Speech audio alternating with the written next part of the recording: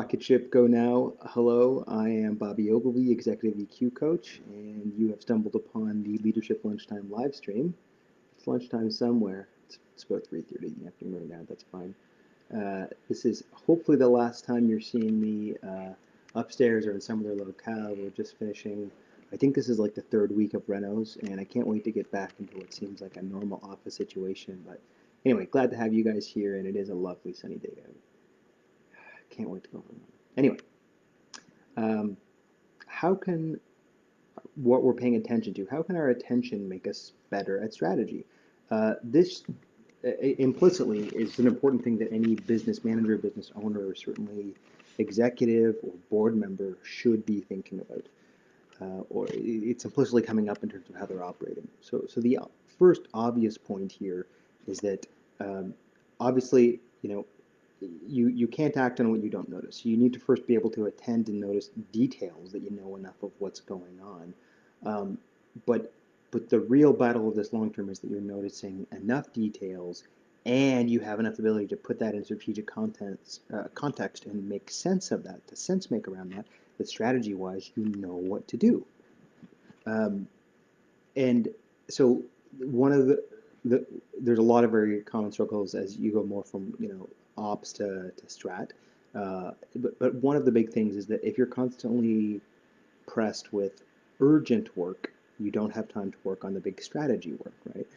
And that's pretty typical. Hopefully you've heard some of that stuff by now. Strategy, if it's really working well, isn't just responding well to some crisis, but it is the important yet not urgent work of the awesome things that could be, the awesome potential that could be, right? Designing the future.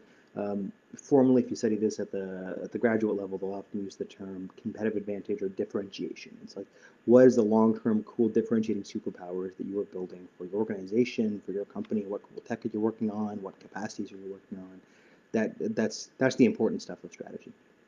Okay, so how does our attention relate to that? So the magic word here is curiosity.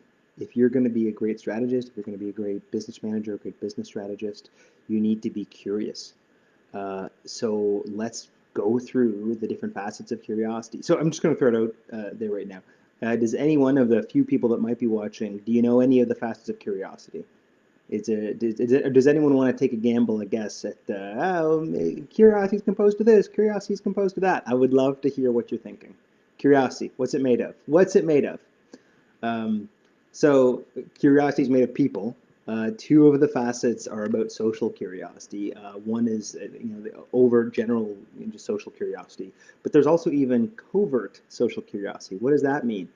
I think that's like for the introverts that to some degree still want to know what other people are up to, even if they don't want to actively socialize. I think they're still scoring okay on that score, right? Even if they're not expressively out there doing lots of things, right? So that's a part of it. You want to know what people are up to, and on a practical level, I would say that as a leader, this is relating to your empathy. Are you in tune with the problems and tensions of what's going on, and that's going to relate to the strategy you want to deploy, right? So that's a portion of it. Does anyone have any curiosity comments they'd like to throw out there? What do you think curiosity is composed of? Okay. Next one. Why don't we go to? Oh yes, uh, deprivation sensitivity. What does that mean? One of the reasons you're curious is, how long has it been since you've done something interesting and stimulating? How much stimulation seeking do you want to have, right? So, the higher that is, the more you want to try new things and what's out there and what's possible, right? Whereas if someone was really low on this, if they really don't want to try new things and are repulsed by new things, it's like, I'm sorry, then you can't initiate some new strategy. It kind of inherently puts you in a defense mode if you weren't itching to do new stuff, right? So then that relates to another facet of this, which is thrill seeking, and that's really about taking on challenges and I would say using your skills, right? So if you know you're some type of engineer or salesperson, and you have these skills or those skills, it's like you want to put that in play. And it also implicit in that thrill seeking is kind of a bit of a mastery orientation of like, I want challenge, I want new challenge, I want to use my skills, I want to learn and develop, and I want to put all this stuff to use, right? Um, my sense is that people that are very, very much on the athletic end of things are very much like that. Let me just flip back here. What are the other slices of this we have? Oh yes, very high in this one. Joyous exploration. Um, how much do you just like exploring new things? How much do you inherently get a kick out of just dealing with new stuff, right?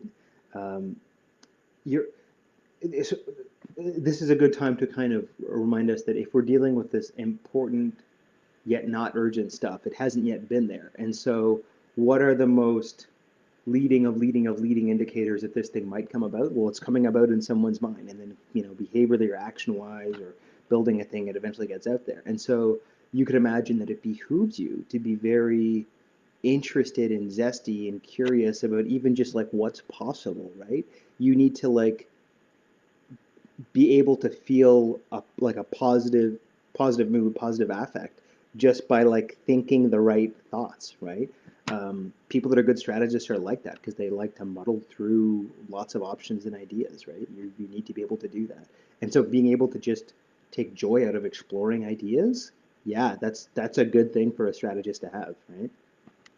And what else we got? We got.